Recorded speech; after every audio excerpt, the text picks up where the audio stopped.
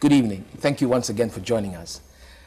My guest tonight leads a church that has been in existence in Ghana for 170 years. What does it mean to be a Christian in today's world? Reverend Aboagye Mensah, thank you for coming. Thank you. Methodist Church. What does that mean, Methodist?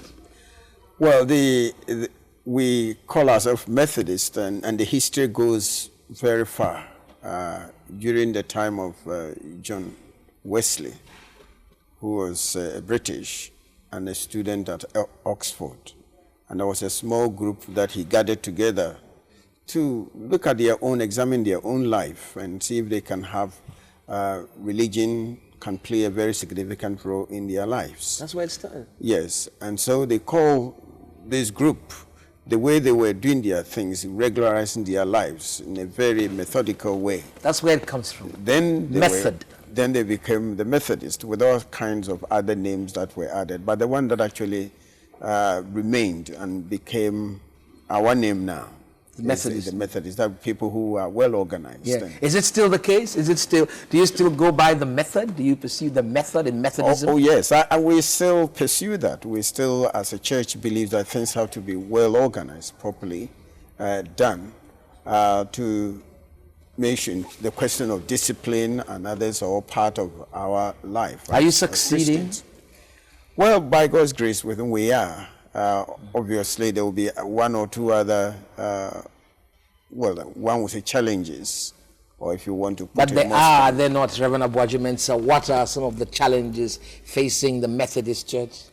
Well, some of the challenges facing us at the moment is we thinking of how to double our membership as a church within 5 years, which is the vision we have. You want to grow? We want to continue to grow. How are you going to do that? These days, a lot of people seem to be drawn to the charismatic churches. Well, we're going to take evangelism and discipleship very seriously as a church. We have been doing this before. It's not that we've not been doing it, but we're going to intensify that. And also, one of our strategy is to make sure that we get our ministers to reach our members. You know, the Methodist Church for these past 170 years is found almost everywhere in the country. Some of our ministers are in very difficult places where it's very for them to reach their members and so on. So one of the strategies to make sure that we get vehicles where it is necessary to get a four-wheel vehicle for them to be able to reach them, they do, where it is a motorbike and so on. So accessibility is one of the very strategies that we're taking up. And also we do a lot of teaching and our members about the central truths of the gospel, asking people, making their commitments to Christ and so on. Christian values and life. Yes, these are some of the issues that we think when people come to know Christ and the Christian values become very prominent in their own lives, then certainly they will be able to influence society, be able to influence their own personal life as well as their life within the community. It's going to be tough, isn't it, in these days of materialism? You know, the way the world is these days, Reverend. I mean, church is not the first thing that people want to do meaningfully. Am I correct? Well, I do not think that even in today's world, people have rejected, as it were, Christianity, or they have rejected Christ. Because in that country, when the census was done in the 2000 census, the people who profess to be Christians in this country, about 69%. 69% of Ghanaians will say that they are Christians. And then about 15.8 as Muslims, and the rest also follows. So if you put even the Christian and Muslim community together, in our country, most people are very religious in the sense that they want even to go to identify themselves with a particular religion. But what about religion as a way of life rather than identifying with a religion? Well, I believe that Christianity is not just a belief as such. Christianity itself is a way of life that affects people the way they live. It affects them in terms of their education. If they want to understand themselves, understand the world, The church believes that this is the role that education can play. And so you look at our history, especially say as a Methodist church, and for the past 170 years, education has been a very prominent role in which we share the gospel, we share the Christian values, and so on. And in fact, even in areas of politics, education has played a very significant role. Because most of the leaders in this country, in the past and present, have all benefited from the education that the church has set up. So the church trains them, they go through school and all that, they become leaders, and the values of education do not stop them from corruption. We hope that the values of education will stop them from corruption, because some of the values as Christians that we have are values that go contrary to corruption.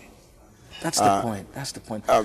Yeah, because you see, Christianity is teaching us first and foremost that we are to love God first and to love our neighbors as ourselves.